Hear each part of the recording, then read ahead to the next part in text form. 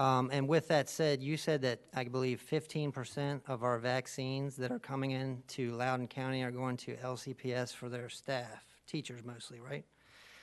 I would just like to get on the record that I support that if they're going to be trying to go back to school.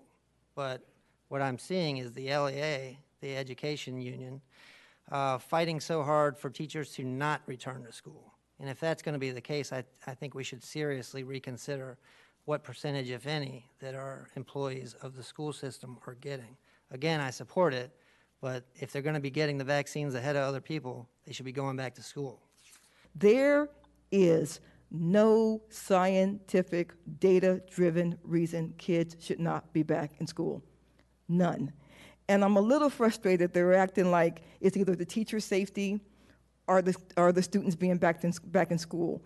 We are a smart, data-driven, educated county. We can protect our teachers and educate our kids at the same time. It does not have to be one or the other, and we should. And I am so glad that some of my colleagues on this board are joining the chorus that I have been saying since, October.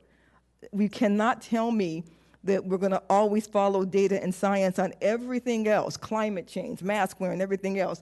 But when it comes to getting kids back in school, it is your opinion. You either follow the science and data or you don't follow the science and data. And the science and data says, using the right mitigation and precautions, we can put our kids back in school. And oh, by the way, speaking of equity, who do you think are the kids who are getting most harm not being in school? It is brown kids, it is black kids, it is poor kids whose parents cannot afford for a private tutor, whose parents cannot afford a private school. Those are the ones being most harmed not being back in school. If this is not an equity issue, I don't know what is. I don't want anybody else ever preaching to me about science, and I don't want anybody else ever preaching to me about equity if you do not believe we should get our kids back in school full-time and right now for the people that want to go, because we can do that and protect our teachers.